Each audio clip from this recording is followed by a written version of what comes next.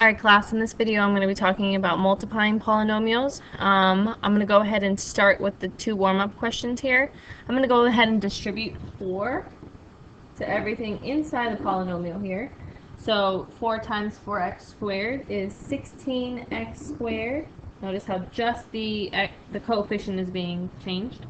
4 times negative 3x is negative 12x. And 4 times positive 10 is positive 40. Okay, so go ahead and try the next one. The next one you are going to need to know laws of exponent, which is the unit beforehand. Alright, so for this one, 5x times x squared. Technically, when we multiply exponents, we are going to be multiplying the coefficients, so 5 times 1. But when you are multiplying the coefficients, you have to add the number of exponents. So 5x times x squared is 5x to the third power, because there's 3 x's there. The next one is 5x minus 7x, so the coefficient would be 35, but the exponent would be x squared, because technically you have x to the first power and then x to the first power inside the parentheses, so there's 2 of them. Okay, and then the next one, 5x times 1 is just positive 5x. So those two are the answers to the warm-up questions. So let's go ahead and look at FOIL. Alright, so FOIL is an acronym that's supposed to help you multiply when you have two binomials. So these two numbers here are binomials. FOIL stands for you multiply the first term together, you multiply the outer terms, the inner terms, and the last terms. The last step is to combine. So this is what it's going to look like. When you multiply your first term, you do 2x times 5x. So 2x times 5x is 10x squared, because you're multiplying exponents, so multiply your coefficients, add exponents. Okay. The next step is the O part, so outer term. So take 2x and times it by negative 1. That's going to be negative 2x. Okay, that was the second step. The third step, I'm going to multiply the inner terms. So 3 times 5x, which is 15x. And the last step is to multiply the last term. So 3 times negative 1, which is negative 3. So notice how every number is being multiplied. What I like to remember is that each term in the front has 2 arrows coming out of it. So the front has 2 arrows to the other binomial, and the second term has 2 arrows going to the other binomial. So the last step is to combine like terms. So I'm going to go ahead and combine these two, because those are the only ones I can combine. And my answer is 10x squared plus 13x minus 3. All I did was take negative 2x plus 15, and I combined them together. Now my answer is in standard form, with 2 as my highest degree, then is 1, and my constant has a degree of 0. So I'm good to go. So let's go ahead and try the next ones. I want you guys to go ahead and fill in the arrows. Remember, you're multiplying the first, then the outer, then the inner terms, and then the last terms. So let me show you what my arrows will look like.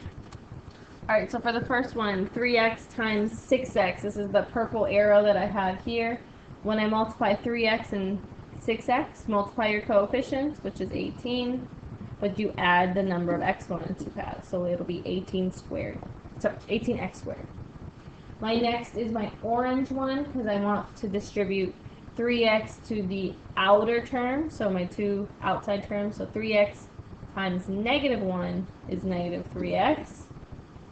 My next color is blue, because it's the inner terms. So negative 4 times positive 6x gives me negative 24x. And negative 4 times negative 1 is my green color. That is a positive 4. So all we do now is combine like terms. So these two, normally if you set it up the right way, all you have to do is combine the middle terms. So 18x squared stays the same. Negative 3x minus 24x is negative 27x plus 4. This is your final answer in standard form. Now, the next rule, we cannot distribute the exponent. We did it before when we had a monomial. Let's say we had this before. We were able to distribute the exponent to every term inside, but we have a binomial.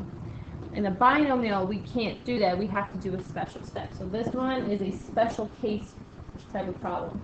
What I want you to do is rewrite your answer so that you have 2 copies. That's what the exponent 2 means. You have the 2 copies of that number, or that expression, and then you're going to FOIL. So then I can multiply by my first terms, my outer terms, and my inner and last terms. So I'm going to go ahead and show you my arrows for that. Alright, so here are my arrows. I'm going to go ahead and distribute and multiply. Check back to this video to see if you got the correct answer. So here we go. I want to really address the negative 15x minus 15x. That does not equal 0. That actually equals negative 30x. So please be careful when you have 2 numbers and they're both negative. They do not cancel out. It just becomes more negative. Okay, so here's your final answer. So hopefully you guys understand how to multiply. I'm going to quickly show you the answers for these 2, and then hopefully that'll be it. So go ahead and pause this video to try to solve 1 and 2. 3 is a little bit different, but try 1 and 2 and check back with my answer. Okay, so here are my answers for 1 and 2. 1 is the normal type of problem.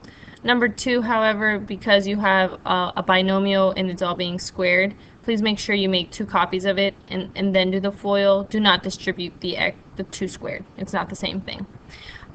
So these are the 2 answers. I do want to go over number 3 in more detail because when we multiply these 2, you might get a little stuck.